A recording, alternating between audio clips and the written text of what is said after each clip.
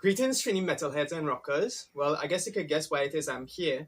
But you know, what more can there be said about Resurrection 4? You know, a lot of people saying so much good things about it already. Is like, what more I could contribute? The best I could do is give you my honest opinion on how I felt while I was attending that event. The event took place in this club in Shoguners called the TNT Limers Club. And I have to say that is one of the most beautiful looking clubs I have ever been to.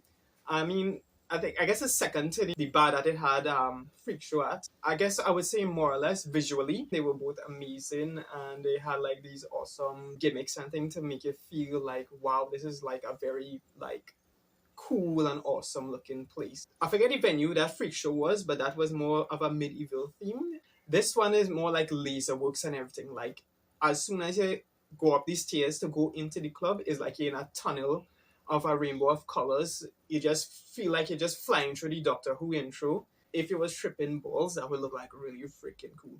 And when you enter in now, there was like basically all these laser works and thing going on and everything. It was like very beautiful and very amazing, and it also had like these two freaking stripper poles by the freaking stage, which was hilarious. It kind of make it cumbersome for you to mosh and for you to headbang and thing, but you know, so long as you have your situational awareness and you later on in the night we did finally groove with how to move with it, thing is going down like really good. Let me talk about bands now. Now, the first band that came up was Prime 3. Now, I never heard Prime 3 before, so I was kind of excited to hear about them and hear what style it is. Now, this is a metal concert, but there were two bands that weren't metal, and Prime 3 was one of them. And I can say this in the nicest way possible.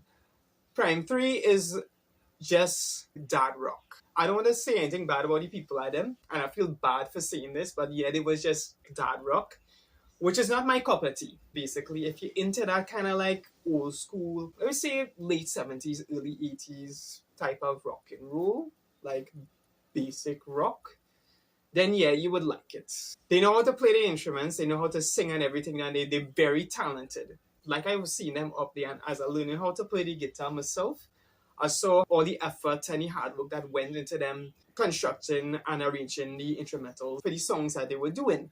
And their drummer was like really sick. That man was like really sick on the drums for a dad rock band. You know, I would expect to see he in something more with it spin in it, something like thrash metal or groove metal or something. But the bassist for it was Darren from K-Local. I kind of remember him talking about that band already on his show before. I just couldn't remember it at the time. But yeah, they were too melodic for me. At least they went up first. So next came Clavium, two-man thrash metal band, and I have nothing bad to say about them. I just praise them all the damn time. Their song amazing. I didn't expect them to come up that early though. I'm glad that they did though, because remember what I was saying earlier about the stripper poles? During their set was literally when all of us were doing like trial and error with how to move within that space. Well, I wouldn't say the club's smaller, but the way how it had plenty people and the way how the stripper poles made it like kind of cumbersome, you had to know how to like know your surroundings and like what I said earlier before, right? And it kind of sad that how during Clavium sets is when it is I had to like figure out all of that, but you know, I'm glad that I did, and I'm glad that they came up second, because then later on when other metal bands come out already, you like figure out how to move within this space, which is what you have to do sometimes. But I have to say though, this was the first time I went to a local concert and it feel like I was in a foreign metal concert with how crowded the place was. So it was like, oh my god, it was so freaking insane. But yeah, Clavium play awesome as usual. They are generally a good thrash metal band. They are basically like, if you want like a local creator with Slayer elements and it's all original music, is literally Clavium. Now, the band that came up after was Scarred in Silence. Their performance was just as amazing as it was in Freak Show. I noticed, like, with some of the earlier songs compared to what they did in Freak Show, they made it more tighter and much more closer and much more, a little bit more heavier. In my opinion, when I now heard them, they sounded good.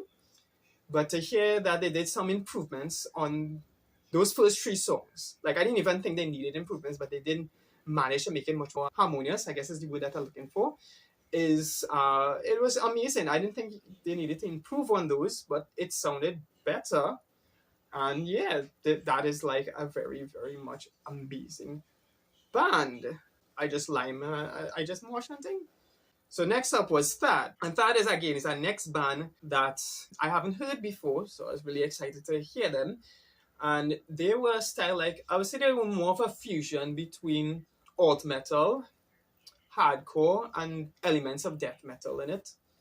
And yeah, it was like an interesting fusion of those three styles. I like how it was like a little melodic most of the time because after like, all the motion and the headbanging and everything that we were doing, it was nice to get that little break within all of that chaos and commerce and everything. Yeah, I'll say it was good. Would I ever listen to them again? I don't know.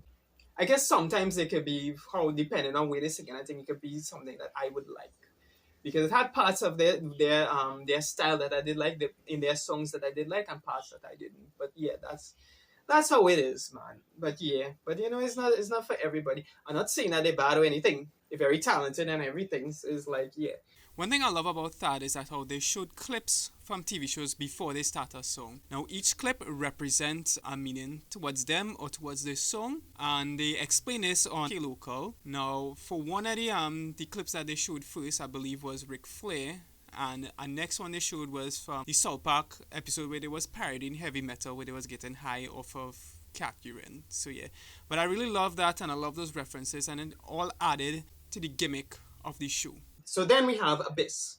This was Abyss celebrating 20 years of being a band. Of course, the band only had one constant member in it, and that was Kyle. Now, before the before their set start, like it had the legendary Brandon Flynn from the Nocturnal Embrace and Supernormal and a bunch of other projects as well. He had this nice nearly 5-minute introduction for them, and after that bucket of laughs, then Abyss start and they started to do all their songs and everybody just like moshing and headbanging and everything. It was just like so freaking amazing.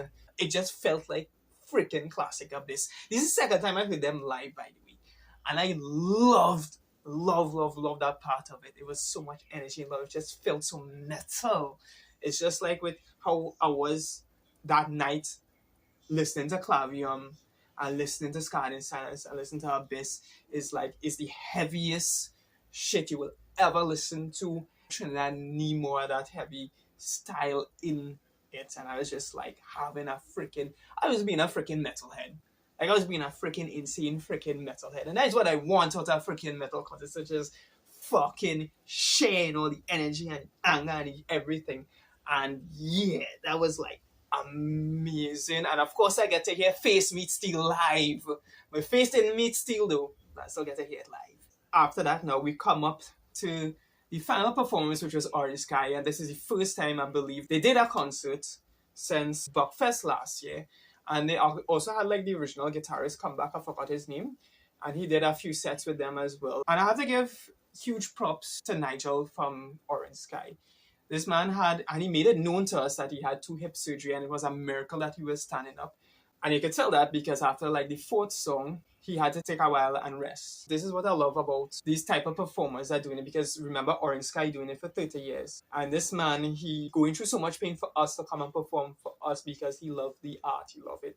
This is what I love about bands that genuinely care about the art. That is metal and that is rock. They pour their heart and their soul and their health into it for us to give us a good time, for us to enjoy ourselves and to enjoy some local rock and some local metal. And that shows that for Nigel and for most people in Orange Sky, most people that perform on that stage that day, is that how it wasn't about money or branding. I mean, yes, a certain somebody from a certain band say that how your band had to be a brand, but just because your band have to be a brand, that doesn't mean you have to treat it like a brand. Have love and passion for the music and the art that you create.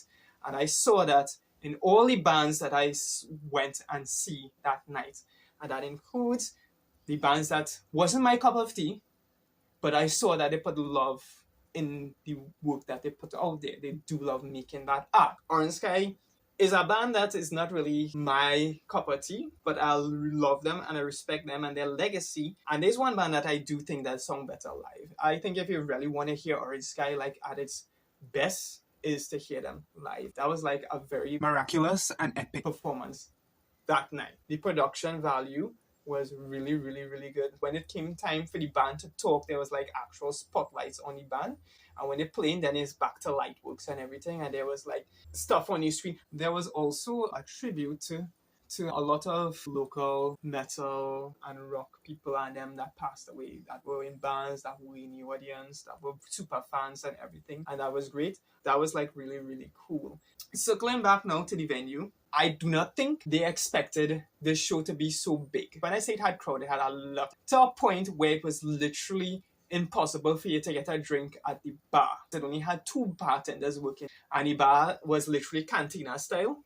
So they only had like 1 person working that side and 1 person this side. And I had to kind of like try to split it, so it was like impossible to get a beer inside there.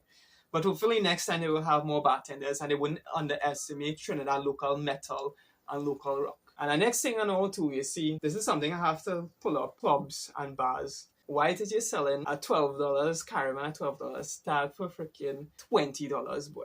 Come now, man. I guess it's good, right? Because then I only just drink 2 beers, right? And I was able to take in the show good, still enjoy myself, and be sober enough to drive if I could have drive. And the venue literally has this outside balcony area where you could go out and smoke, I think. But it's a real nice outside area and everything. And ironically, opposite the club, like, it had this big freaking cross from my church. And you can guess what it is I do to that, right? Okay, so this is something that I was disappointed that Freak Show didn't do. Freak Show didn't really have merch for sale. It only had linchpin stuff for sale. So this time, you get merch from bands that I actually was interested in. So you had merch from Scarred in Silence, Clavium, Abyss. I was able to get an Abyss t-shirt and a Clavium t-shirt that I bought, right? And I was actually able to get it signed by them, which was really freaking awesome. So now I actually have freaking memorabilia from 2 of my favorite bands in Trinidad and Tobago, which is freaking awesome. So I have it like really fanboying and stuff. I felt young again when I was there. The amount of energy and freaking shit that I was doing there, like, you wouldn't expect a 36-year-old man to be doing something like that. There were a lot of people there that I hadn't seen in a long time that I'm glad were there, and had a lot of people that I didn't expect to come that came. That was really, really cool. I love Freak Show and I love this show as well, so they were both good. They're the same level of good. Like, if I had to put it on a scale of Mortal Coil to Freak Show, I would put Freak Show and Resurrection for the same side. I had a good time. The bands were good, they were tight, the energy was going, everybody was having a freaking good time. That was one of the best metal concerts that I have ever been to in my freaking life. That, and I think Freak Show is like the 2 metal concerts that I would like, gold standard. That is the gold standard for me. Shout out to Kyle and Friends for pulling off one of the best and most awesome metal events of 2026. I also like that how Jose come back out to host. Like, if you don't know who Jose is, well, I'm sorry for you, but yeah, he's a kind of legendary host for this kind of local scene and all too. Been in it in a long time too, so it's like, it was great to see him again. So yeah, I definitely enjoyed myself and I had a good time and I had a lot of fun. If I wasn't able to make it out to this, well, I feel sorry for you, but you know, you will have more in the future, right? Until next time, see you later, my local metalheads and rockers.